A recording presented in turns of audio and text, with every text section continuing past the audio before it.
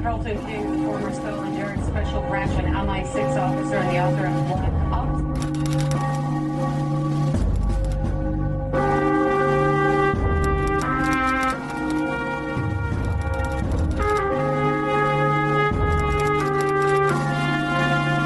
I was undercover for Special Branch in a jihadi organisation.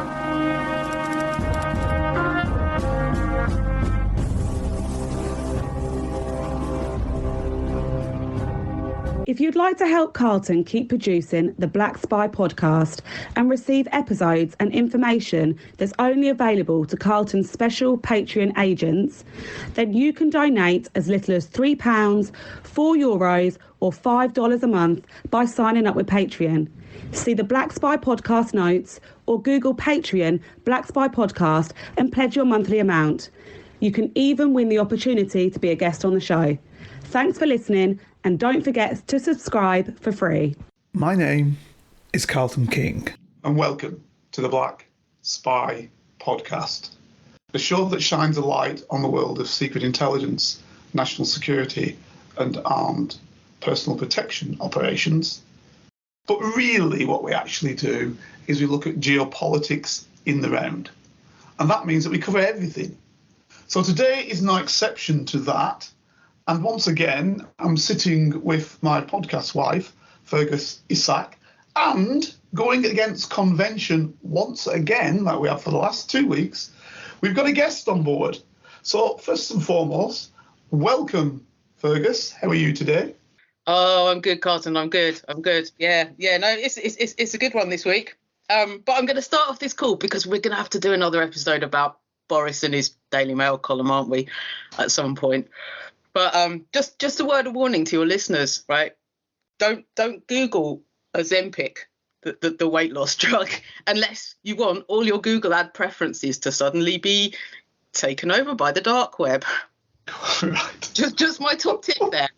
Now, the guest today, the esteemed guest today, is actually my mum.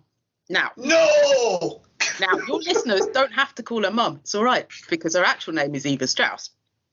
Now, my mum is an economist, and she's also an A-level teacher. She teaches economics and business studies. And before you ask, Carlton, yes, in a posh school. Absolutely. But the reason why I've got her on, right, is a couple of episodes ago, we spoke about handwriting, didn't we? Do you remember? Yes, we did. Yeah. Yes, we did. Now I've had so many comments, and so many people have gotten in touch, and the camp really is divided between pro handwriting. I've had a lady who got in touch who's a calligrapher, right? Yep. She's telling me about her business, about how she makes she writes some Christmas gift tags for people and like wedding invites and stuff. Somebody else got in touch to tell me that he's got his daughter's handwriting as a tattoo. Yeah, interesting. Nice, isn't it? That's interesting. That's interesting.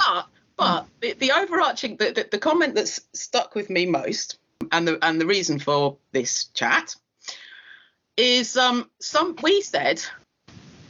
think you said, you can see a vision of the future where kids don't need to learn to write.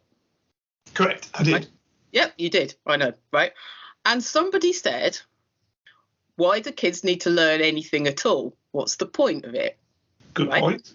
So I'll work on that one. Hence, in a minute, we're going to give the floor to my mum to find out what kids today are actually learning, and especially in the context of business and economics. Mm-hmm. And I'm just going to preface this, Carlton, by saying, I know, and you and I, when we banter, we say every day's a school day. Correct, we do. But in the case of my mother, every day is a school day. Every day is actually a school day, except, obviously the 6 weeks in summer that they have off, and every time there's a teacher strike. But before I hand over, Mum, so have the A-level students just done their exams, or are they sitting their exams? No, they've finished. Because it always coincides with like the highest pollen count and the only sunny week of the year, doesn't it? When they've got to sit in a sweaty exam room. Yeah. Right. So listen, without further ado, I will let my mum, Eva Strauss, introduce herself tell us a bit about what she does, and then hopefully tell us a bit about, what's going on with education. That's fantastic. Okay, hello. As Ferg was saying, for my sins, I teach at posh schools, okay? And I also taught at Gordonston, which she probably told you about. And at the moment, I'm teaching in a school that focuses on a broad range of a lot of international students who want to get into UK universities and have got a whole mishmash of qualifications that UK universities, the Russell Group universities, don't really recognise. And they short access course. It's called a foundation course. Okay, and it basically teaches them to think. We would like to think. It teaches them to think. The international schools, the international students are very good at maths, and UK students are rubbish at maths. So when we need to teach numeracy, he was absolutely right. If you look at the A-level further maths, Chinese, Koreans, all sorts of other students kind of take the mick out of the level that we're expecting. Obviously the Russell Group universities love them. Now, obviously there's a money issue. International students bring in a lot more money, but also, much more importantly, obviously they can get scholarships and all sorts of other things. Much more importantly, they can do the maths. Yeah. I'm just going to interject to say that Mum doesn't actually smoke 40 a day. She's got hay fever. No, look. I mean, this is quite interesting, Eva, and I'll tell you why it's interesting. Because in one of my carnations, as you know, I may not know, I was involved in the world of secret intelligence and national security and governmental personal protection operations. And one of the guys that I used to do quite a bit of work with at one stage was a Labour minister who was at the time in the Foreign Office. And his job was that he had the Africa and Asia portfolio. So that meant that he went to places that were dangerous. And in that fear and period of time, it was things like Afghanistan, Iraq, etc. And so Bill Randall was his name, great guy. So I'd take Bill to these places with my team, and obviously we'd keep him alive in Israel or wherever it might be, or the occupied territories. Now, he then changed to the portfolio of education. I don't think he was the Secretary of State. Again, I think he was the minister. Yeah, he was the minister, because his role was to bring in foreign students. This is under the Labour Party. Okay, so he went all around the world, and I can remember, I didn't know he was there. I was in Jordan doing something else, and I got onto a plane in Jordan, and very quick story. And as I got onto the plane, I go in, I sit down. The plane's going to Libya. And I sit down on the plane, and then 4 or 5 Jordanians come in, Jordanian police, and they say to me, you need to come off the aircraft, blah, blah, blah, blah, blah. I said, why is that? They said, there's something wrong with your papers or whatever it was. So I come off the aircraft with these guys, and I saw this chap stand up, didn't know who he was further back, because he was further back in the aircraft, and I saw him just stand up looking. So we go back to the walkway, and I start speaking with these Jordanians, and they say, we're not going to let you on this flight, there's something wrong with your papers, you're not correctly here, etc., etc. So I said to them, listen, if you get in touch with the king, because I knew the king at the time, and I knew his brother at the time of Jordan, and tell them that, you're trying to stop me travelling to Libya.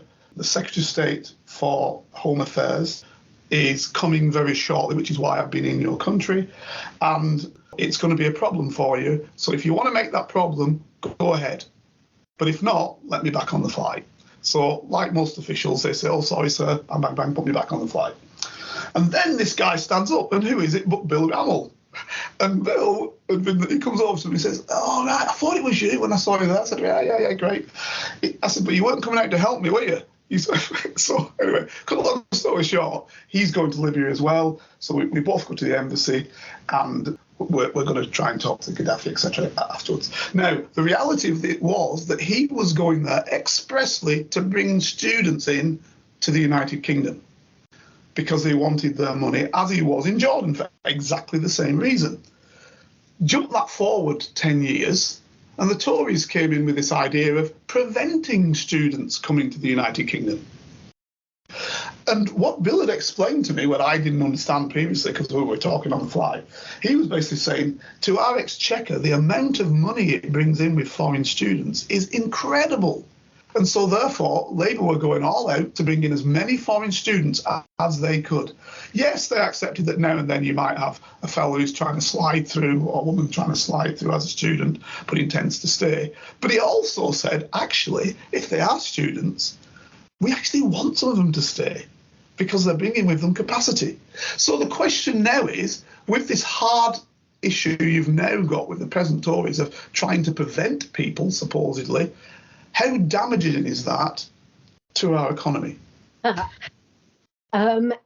So what's been happening since then is when I first started teaching the foundation course, we had to go through all the visa application for foreign students, and we had to sign that we would take responsibility for ensuring that the student was on a flight going home the day after their final exams. Mm-hmm. Okay, interesting. Which is a bit harsh, isn't it? Because you'd expect you'd have 48 hours grace to go and drink Alco Pops in a Wetherspoons or something, wouldn't you? Exactly so. Yep. But also it's putting the responsibility on somebody who doesn't really know their way around the paperwork or the restrictions. All the rest of it, it's a bit like making a landlord responsible for whether their tenants are allowed to stay in the country, Absolutely. And I'll let you into a secret. They may say that, but there are no outbound controls and have been no outbound controls in the United Kingdom since about, I was at Heathrow in 86 to 87, and then I was back there in 96. So I would say that by 96, there are definitely no outbound controls. So they wouldn't know if you left or not, to be fair. That's right. And then they said that you can stick around for 3 months, right? And then, of course, because a lot of students come over to do further degrees. So obviously, the cohort that I am involved in are undergraduates coming in at undergraduate level. But there's also, and this is the thing that the government at the moment is tackling, there's also a cohort of people who come for a second degree. From a student's point of view, really makes sense because you come in, you can do an accelerated in 2 semesters, so under a year. So it's costing you a lot of money, but you don't have to stay. You don't have to stay here in student accommodation for very long and all the rest of it. So in a way, you get more bang for your buck. And with the older students doing masters, the government had allowed them to bring their family.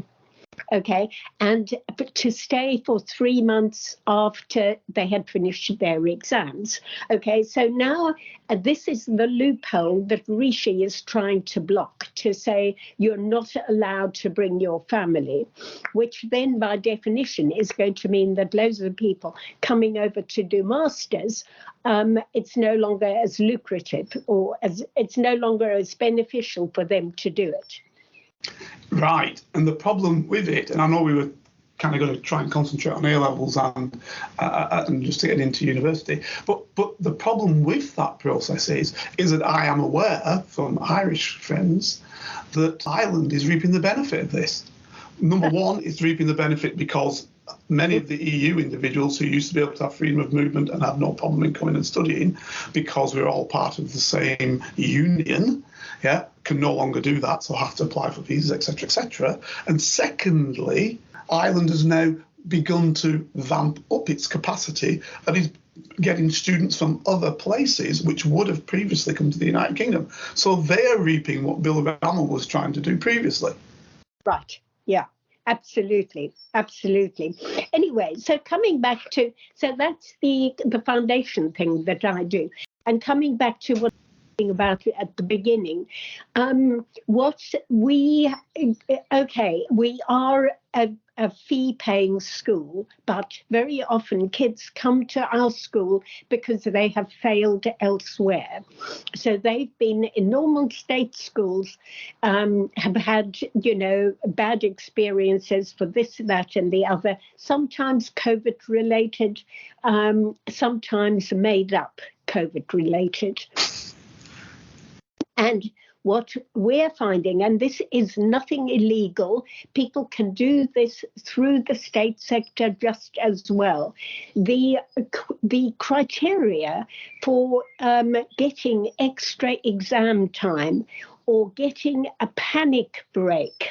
Okay, now panic breaks are really divisive in the sense that on an exam paper where students are expected to write an essay, you can look at the title of the essay, then you raise your hand, you say, I want my panic break. And during the panic break, you are thinking of what you're going to be writing in the essay. So in actual fact, you're being advantaged by getting additional time. And I've got a neighbour next door, actually, who invigilates in a normal state school. And she's involved in panic breaks as well.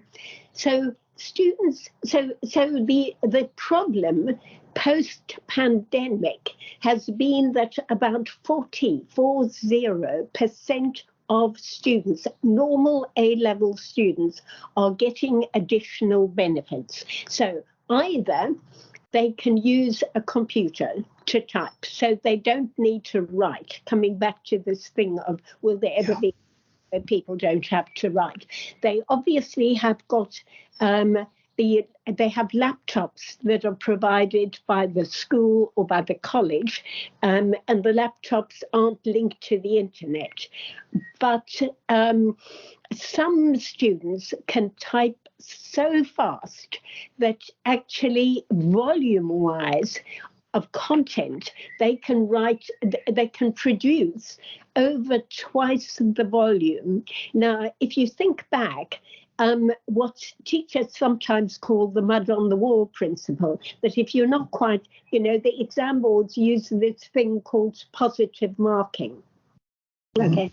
Which in effect means you're not quite sure is blue the alkaline or is red the alkaline version. Okay, you can now put it down twice because you're working on a laptop and you can type so much faster than other people are able to write. And yes, but Evie, you've not answered the question, though, have you? Sorry, you haven't answered the question. Absolutely not. But Mum, I was going to say, right, I saw my kids were watching this this video that there was this YouTuber that was going through like comedy answers in exam questions, right? And there was one where the question said, right, put the number 6 in the tens column, right, or something, right? And then there was a millions, thousands, hundreds, tens, like whatever, right? And so this guy had put the 6 in all the columns because they didn't say don't put it in the others, right? So that's your point, isn't it? Indeed. But my point also is, though, if this individual has not chosen whether the alkali is blue or red, he cannot get the right answer? Or are you saying his working out, in terms of written work now, is sufficient to suggest that he understands, and that's all that is required? Which is it? Well, the trouble is that the mark scheme hasn't caught up with how clever students have become. That's what I'm thinking. Exam mark scheme, I used to be an examiner, but I'm not anymore.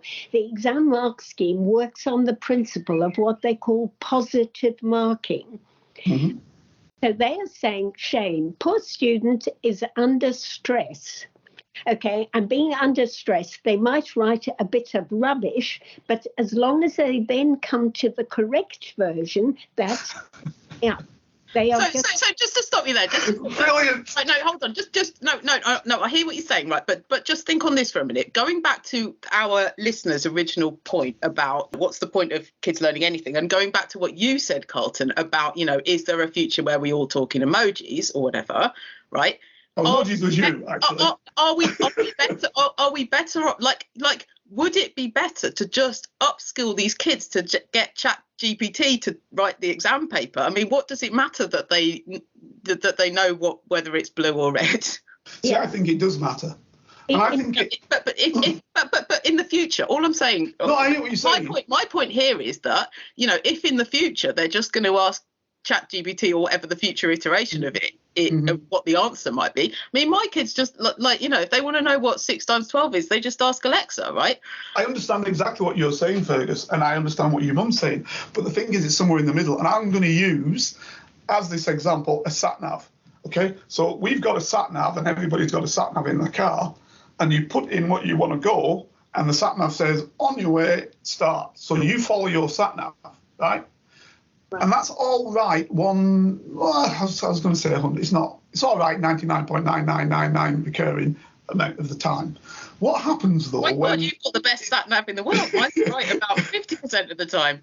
Oh, well, you better get a new one. But what happens when it's wrong? Well, and actually, you don't know where you're going at all, because what people have found out now is people put things in the sat nav, and they don't know what their end destination is. They don't know if it's up the country, down the country, east or west of the country. They don't know. They're just using the sat-nav. Yeah. So that's what you're saying in terms of education. So if you then just say, we won't worry, we'll just use the technology, but you don't understand the principle behind the technology in terms of what you're trying to answer, then, of course, you're not knowing anything. Yeah, absolutely. But you see, coming back to handwriting or typing yourself, the ChatGPT is the real problem. The only way in which I can make sure that a student has actually written something is to watch them do it. Great. Okay. I'll just be spending hours and hours marking some mechanical essay and thinking, oh, blimey, I didn't think, this kid was that. But you've got to mark what's in front of you. The reason why I'm laughing, Eva, is because there was what I was watching, and I'm pretty much into all of these things. I've got a concept that I'm working on myself, which Fergus knows about.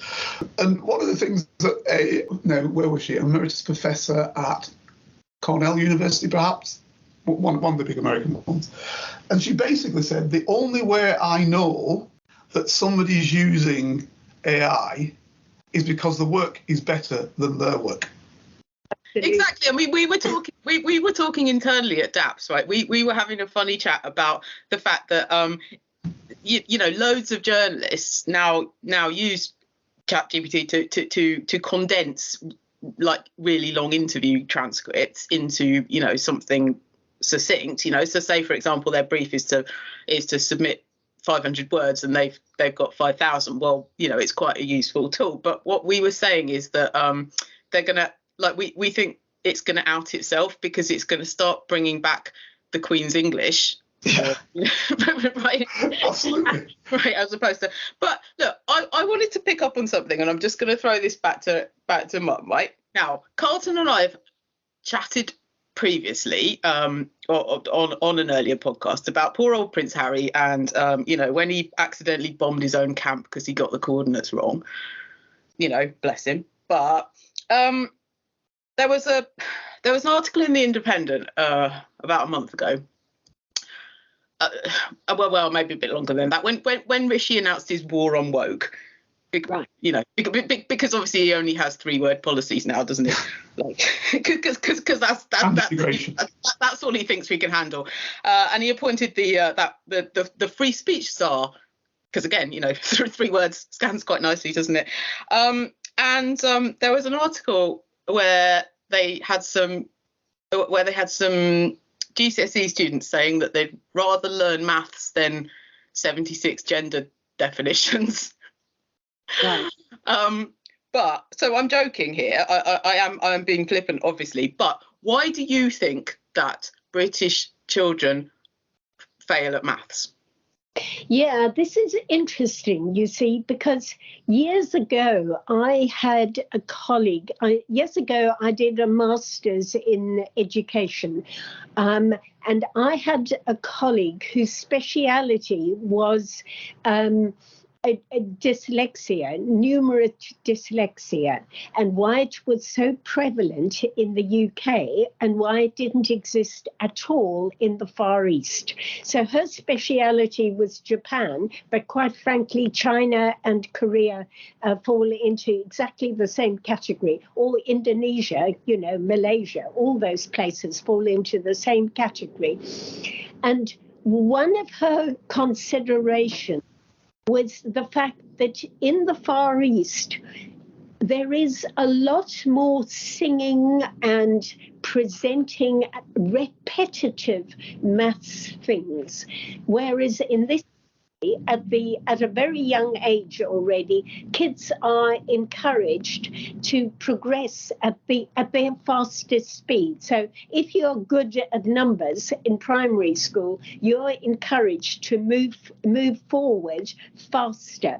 And of course, what that then gives is show off kids going, oh yeah, well, I managed to get this once. Now I can move on to the next level without actually spending a lot of time just going over things again and again and again. And if you compare dyslexia, numerate dyslexia, with the normal dyslexia, in normal dyslexia, we talk again and again and again, using the same words, using the same syntax. We read books over and over again, whereas with maths, there just isn't enough repetition in this. So, but do you think, though, that in the landscape of coding, the language of tech, that maybe not so necessary to have times tables as a foundation block? You know, and actually maybe it's not about singing. Maybe it's about finding TikTokers that are doing, you know, that are teaching coding, or, you know, right, something that's a bit more relevant. Okay, just hold that thought. The thing about the tech world is that very few people can do that either. So you've got IT consultants and people who design things, and I'm sure they've been, I mean, it certainly happens with me. I'm sure it happens with you. Lots of times you try something online and it doesn't quite work. And you think, well, I certainly do, think it's me. I'm doing something wrong. Okay. But actually, it's a rubbish program going all the way back to the simple 2 + 2 is 4 equivalent of technology. Okay, they can't do it. You see, I've got two questions for you, Eva, on that. Two questions are such. One is that, and I'll use an analogy here. So if you look at, now there's a South African accent there, which I can hear, and I know you're from South Africa. If one of the problems I find for African youth mainstream throughout the whole continent, let's say with the exception of the Arabic-speaking North as a general rule, what you're going to find is that in order for you to further your education, you're first going to have to be a linguist. So in other words, instead of speaking your mother tongue to be educated, you're going to have to learn first another tongue, which is not your tongue, to then obtain an education that allows you to be on the first level with a person in other countries, any European country or America, wherever, or they already have. So, and that means that you're going to cut out a large cohort of individuals who might be fantastic at maths, but are rubbish at language. Right. So what I'm saying is, isn't it the teaching process, or whatever the teaching is done in, that can be at fault, and not the individual performing the task? So the second bit of that question was, I see a lot when the grandchildren come and it says something like, somebody has, my wife was teaching, so she has it. Somebody has X amount and they speak in a certain language in a certain way. And I say to her, hang on, is that not checking somebody's English language rather than their mathematics? Yeah. You're just using terminology. Here with mathematics, surely it should be, is this person any good at maths? So let's use the math symbols, the maths capacity, rather than XY take away from Z means blah, blah, blah. And instead of using take away, they use a different word. I don't know what it is. It's not subtracted, it's some other word, or is more than or less than or whatever. So they're testing your English language to fail you rather than to pass you by knowing your mathematics capacity, which may be innate to you. Yeah, I've said this before, like, you know, my 9-year-old who's dyslexic, you know, I mean, the maths program that they use at school, like he knows the maths part of it, but he can't read the question. Correct. And it's all online. So, you know, I know we air like a week in arrears. So I'm referencing something that's in the news today, but I mean, I can't get over the Elon Musk and Mark Zuckerberg cage fighting challenge. But if that's the aspiration for maths and tech geeks or whatever, I don't know. I've just got this vision, right? I've got this vision of like handbags at dawn and hair pulling. Well, you say that, but you see, I see this from a different perspective. I knew a guy who basically was a genius in mathematics, and he's very, very wealthy because he's an American guy, because his father had something to do with Kaiser aluminium to us, and he was able then to say, okay, this guy knows about maths, I'm just going to throw him into the maths. So he could take him away from the normal school and just throw him into the mathematics. And then, this is going back some years, many years in fact, then this guy, what he could do was he could actually write the programs for, he wrote the programs actually for Zaventem Airport and how the planes would function. Indeed, he did the CAD system in the Met Police, etc., etc., etc. It was all under his capacity as being a great guy in coding and mathematics. But had he not have had wealthy parents, and had he not have had the capacity to say, forget this other bit here, what we want you to do in terms of how the system wants a teacher, we're just going to drag out what we want from you to be good at, he would have been left behind. Now, I know, I've been to China many, many times, that the Chinese do this. The Chinese say, what is this person good at? And we will maximise that person's capacity. If they're not great at Chinese, so what? If they're not great at maths, so what? Let's find out what they are good at and let's maximise the capacity of that person and bring that aspect to the hilt. We're not doing that. So look, Carlton, I totally hear what you're saying. I'm going to chuck another question into the ring for Mum, right, which is this. You said on a previous podcast, we were talking about British industry, and you said categorically we do not have a car industry. Correct, we don't. Right. Mum, can you tell us about if you are currently studying business studies in the UK, which businesses, if you're allowed to say, I presume you are, because kids are studying it, which businesses are the 18-year-olds observing?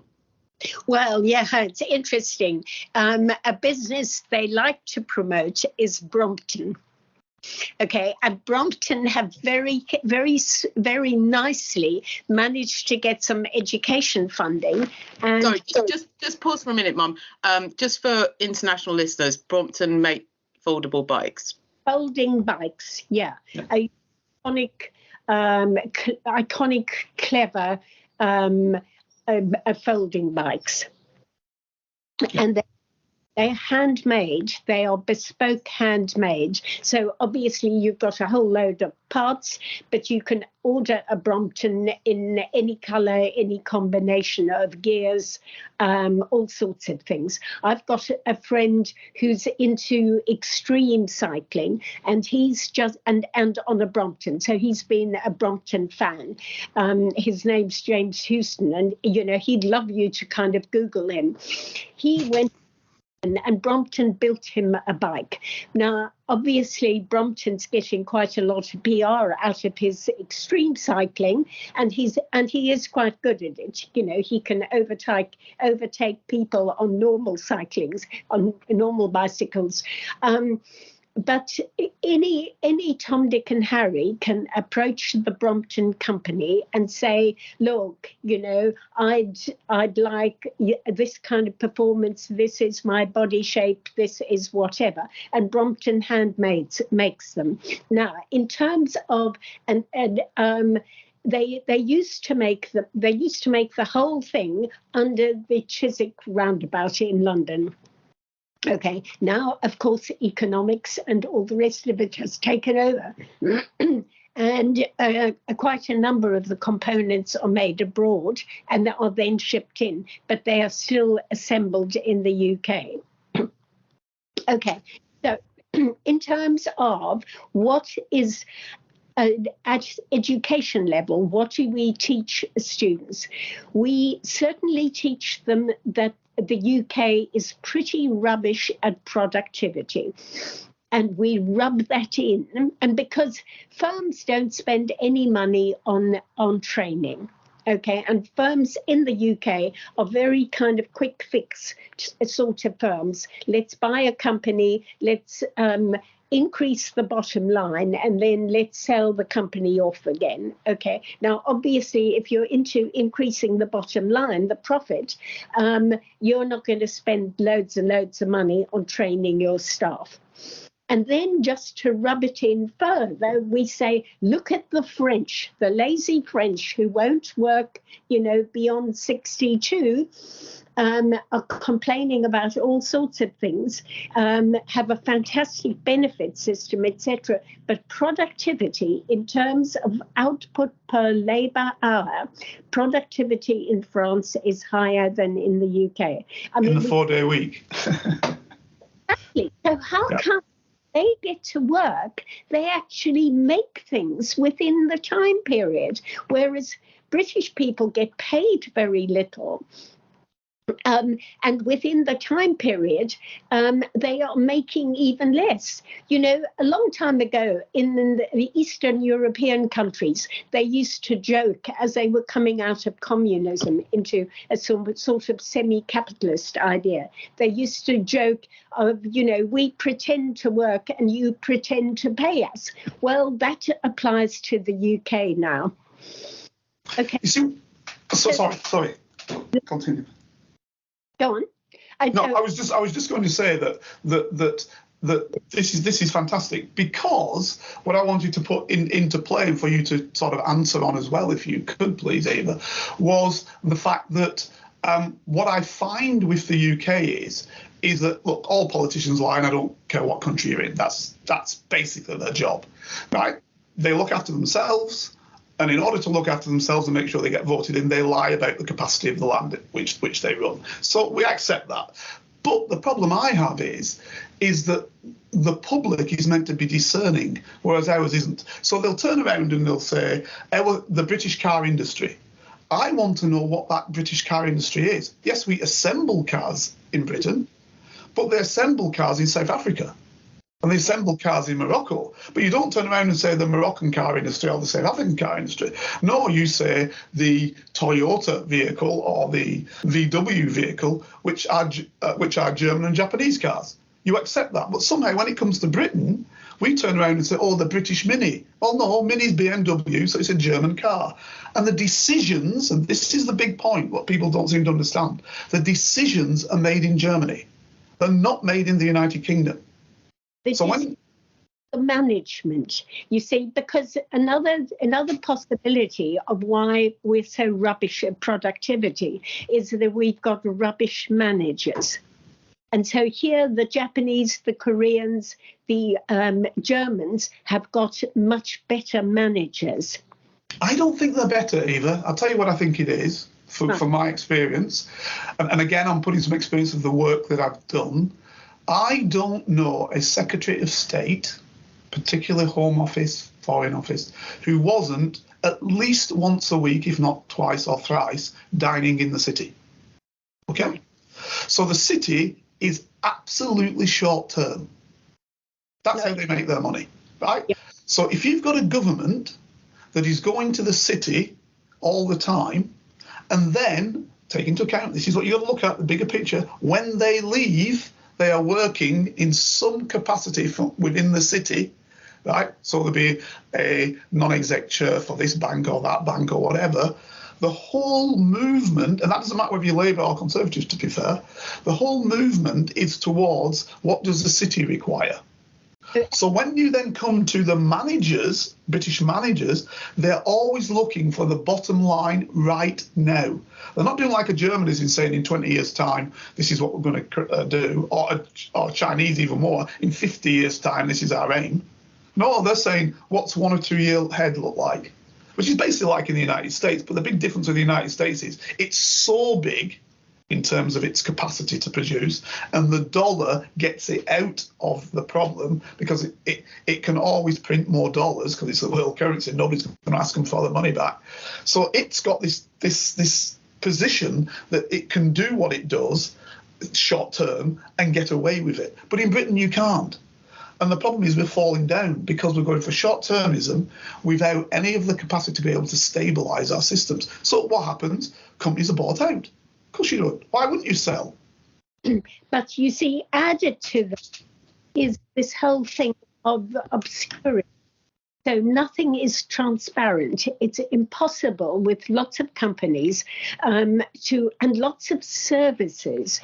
It's impossible to find out who the owners of the service companies are. So, for example, Thames Water is polluting the rivers. Now, Thames is up in court, or supposedly up in court. And when, Thatcher set all this stuff up with privatisation, she gave the watchdogs quite a lot of power. So watchdogs are allowed to fine a company 10% of their global turnover. Now, that's a huge fine. It's not a Mickey Mouse fine. It's huge. Does the watchdog ever do this? No. Don't, because a lot of things are just obscure. There is no transparency. So Thames Water, Thames Water employs a service company to look after flash flooding, overflow, and things like that. We cannot find out who owns those services companies at the very moment. Okay. You look at train operators. Train operators employ the services of a whole load of other services companies to look after, the cleaning or the, all sorts of things that goes on there. And those increasingly are run by private limited companies. These aren't companies that are quoted on the stock exchange. These are companies that have been set up, and they kind of fall under the remit of asset managers and things like this. These are companies that are set up, and they can have a few directors, and the directors can take fantastic bonuses for themselves, and that doesn't add to company profits. And the company that can then declare, whatever profits they fancy, kind of fairly small, obviously. And it's impossible for the layperson or even an investigative journalist to find out who owns this. Do you see what I mean? So absolutely. This is why these guys, as I was saying to you before, are in the city every week, because at the end of the day, they want a piece of that pie. We are corrupt. It's as simple as that. Indeed so. Yep. I had an Egyptian student actually this last semester who was saying to me, I just can't believe it. He said, in Egypt, people are corrupt, and you know the level of corruption, okay, and it's whatever, 24% or something or other. But in Britain, everybody pretends that, and then that corruption is huge. Correct.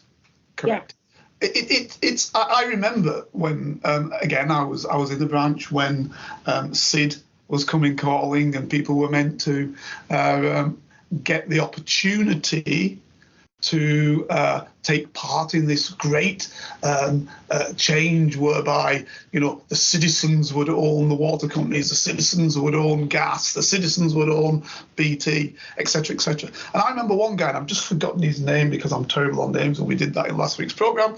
But what happened is he was a minister and Secretary of State indeed, and at the end he ended up on several of these boards. Yeah, exactly. You know, they sold the thing off for practically zero, and then he's sitting on several of these boards. Now, anywhere else, people would turn around and say, oh, this is corrupt. In Britain, not a word. Not a word. It's all lined up. That's the problem we've got. But the public fall for it every time. Well, indeed, but it's corruption by design. It's a very clever design, where we've spent so many decades with the city blokes obscuring the tracks, allowing globalized idea that Britain's open for business, you know, which is basically Britain is open for international corruption. You know, you know that in the City of London, the Square Mile, there are regular banks that to you and me might look like regular banks. You know, we don't know who works there or what they actually do, but they look like regular banks. You know, huge, big, expensive buildings, and irregularly in these banks, you might have the 11th and 12th floor being offshore. So Yes. Later up to the 11th floor, and all of a sudden, legally, you're in the Cayman Islands. Eva, you are fantastic. I was just going to ask you about the offshore city. I was going to ask you about that because, as you know, or may not know, but I think you will because you're switched on. As you know, what the reason for leaving the EU was, the primary reason for leaving the EU was that the EU, and it might have been sour grapes, were actually, and have written the law, to combat this. Jersey, Guernsey, Caymans, Virgin Islands, we can go on and on. All these British dependencies and the City of London, which is offshore, all these were then going to be swallowed in and have to articulate the fact of what they were actually doing. That was the new law that was going to be brought in place. So Cameron went to try and get an opt-out from this law. He didn't receive it. And although he did want to stay, give him his due, I'm not saying he didn't want to stay, he did. But many of his backbenchers, and you only need to look at little Lord Fauntleroy, and you know exactly who I mean by saying it, with his asset management company, who stands up saying he's doing it for the virtue of the United Kingdom in the most 19th century voice. But the reality is he's involved in keeping things offshore, and that's why he wanted out of the union. Again, you can look at the guy Farage. He was, again, a money man in FX, and he wanted the United Kingdom to keep the offshore capacity. So these people were all about that.